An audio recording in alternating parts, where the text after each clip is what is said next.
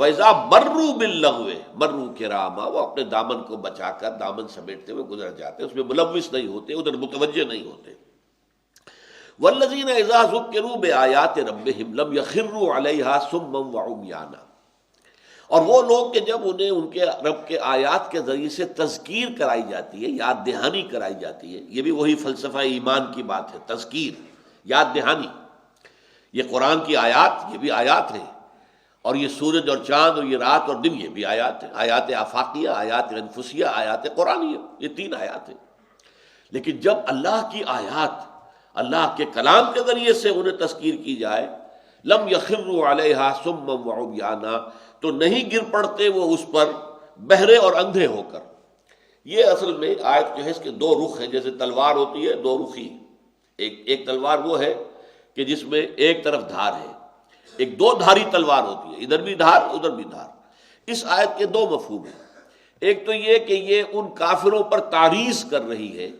جو قرآن مجید جب حضور سناتے تھے تو غور نہیں کرتے تھے، اس کو سمجھنے کی کوشش نہیں کرتے تھے، بلکہ اندھے بہرے ہو کر اس کی مخالفت پر ڈٹ جاتے تھے، کہ فکری چست کرتے تھے، کیا ہے جی ہم بھی کہہ سکتے ہیں یہ بات، ہم چاہیں تو ایسا کلام ہم بھی پیش کر سکتے ہیں۔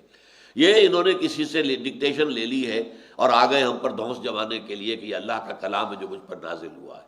یہ اندھے بہرے ہو کر گر پڑنا مخالفت میں۔ لیکن دوسری تلوار کا، اس کا جو دھار، دوسری دھار ہے وہ کیا ہے؟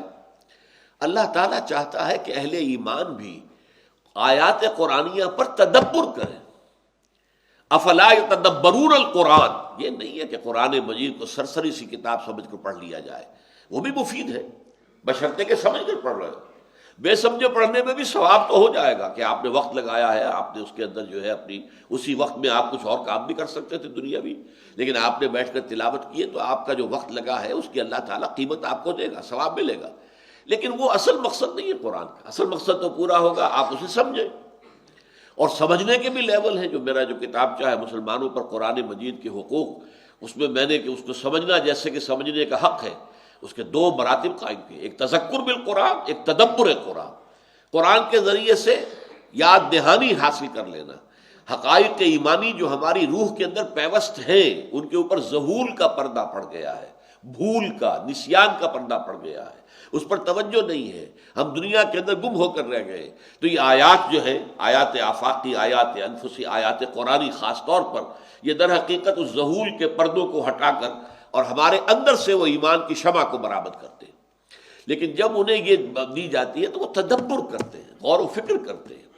یہ تدبر قرآن جو ہے، وَتَدَبَّرُوا فِيهِ لَعَلَّكُمْ تُفْلِحُونَ، ایک حدیث بڑی پیاری ہے، یا اہل القرآن، اے قرآن والو، لا تتوسط القرآن، قرآن کو صرف اپنا تکیہ نہ بنا لینا۔ اب تکیے کے اندر دو مفہوم آ گئے، تکیہ جو ہے پیٹھ کے پیچھے ہوتا ہے، آدمی بیٹھتا ہے تکیہ لگا ہوا ہے، یا تکیہ وہ ہے کہ جس پر جو ہے انسان کوئی اپنے ذہن کے اندر ذہنی طور پر کچھ رکھتا ہے کہ اس سے ہمیں کچھ حاصل ہو جائے گا، میں قرآن والا ہوں، ہم حامل قرآن ہیں۔ ان دونوں چیزوں کا فائدہ نہیں۔ لا تتوسط القرآن، قرآن کو تکیے کی طرح پیچھے نہ پھینک دینا اور صرف اسے ایک زوم کی بنیاد نہ بنا لینا، بلکہ کیا کرنا، وَاتْلُوهُ حَقَّ تِلَاوَتِهِ فِي آنَاءِ اللَّيْلِ وَالنَّهَارِ، دیکھنا اس کی تلاوت کرو جیسا کہ اس کے تلاوت کا حق ہے، دن کے اوقات میں بھی رات کے اوقات میں۔ پھر یہ کہ وَتَغَنَّوْهُ، اسے پڑھو خوش آوازی کے ساتھ، خوش دھانی کے ساتھ، اچھے انداز میں پڑھو۔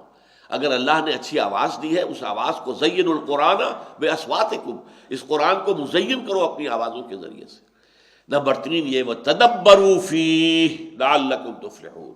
اس کو اور وفشو ہو، اسے پھیلاؤ، عام کرو دنیا کے اندر، چہار دانگے عالم تک اس کا پیغام، اس کا نور پہنچا دو۔ وَتَدَبَّرُوا فِيهِ، اس پر تدبر کرو، غور و فکر کرو اس کی گہرائیوں میں، جو اقبال کہتا ہے کہ قرآن میں ہو غوطہ زن اے مرد مسلمان۔ ظاہر بات ہے سمندر میں غوطہ لگانے والے جو پھر نیچے سے موتی نکال کر لاتے ہیں، سمندر کے اندر تو موتی ہے، لیکن ظاہر بات ہے محروم رہا دولت دریا سے وہ غواص، کرتا نہیں جو صحبت ساحل سے کنارہ، کنارے پر بیٹھے ہوئے تو موتی نہیں ملیں گے تمہیں تو اس میں غوطہ لگانا پڑے گا، گہرائی میں جا کر جو ہے وہاں پر وہ سیپیاں آپ کو ملیں گی جن کے اندر کے موتی ہے۔ تو وہ موتی حاصل کرنے کے لیے محنت کرو، قرآن میں غوطہ زنی کرو۔